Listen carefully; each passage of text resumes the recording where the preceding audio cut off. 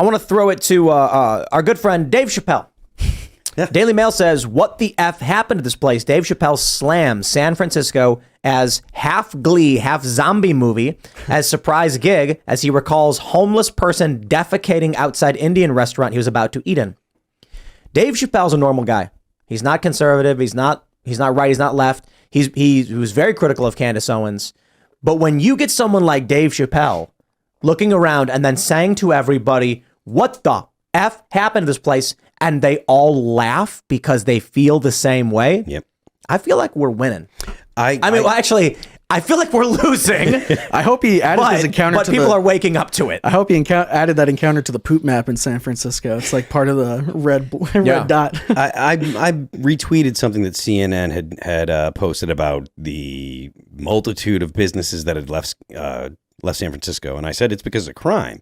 And I got pushback from some of my friends, and they're like, "How do you know?" And da-da-da. It's like, look, all of the things that you can come up with, that reasons why retailers are having problems and stuff, they're all real, right? But at the end of the day, if you have to buy cases for literally everything in your store and so you can lock it up, and you still get people coming in there and stealing things, that means you have to worry about liability for your people that are working there. Mm-hmm. It is absolutely, I can't imagine how someone would say that it's not the crime being the deciding factor. Businesses absorb all sorts of costs all the time. Mm-hmm. Taxes, and in San Francisco, it's not like it's cheap to do business in San Francisco. The overhead has got to be a nightmare.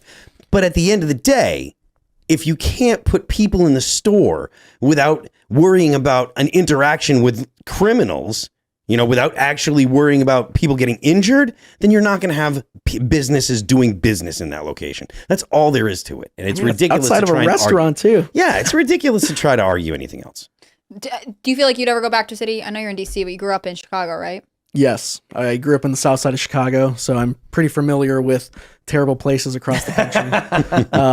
The people in Chicago. Normally I'm saying it.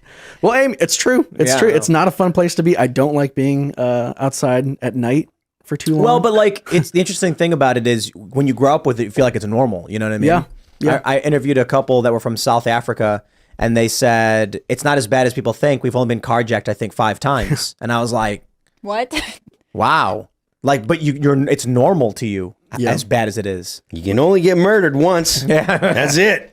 So, but attempted murder can happen a lot. That's how scary it is in Chicago. I just feel like all these stories are reasons why people will rethink cities. I mean, if you have like a young teenager, right, and they want to go to college, and they're like, I want to go to school in New York or San Francisco. If you're a parent, are you letting them go? I mean, you can't make decisions for them. They're adults, but like, I think would you be okay with that? Absolutely not. I can't imagine. Trying to start any kind of family in these cities is terrible. I take the Jack Posobiec advice and get out.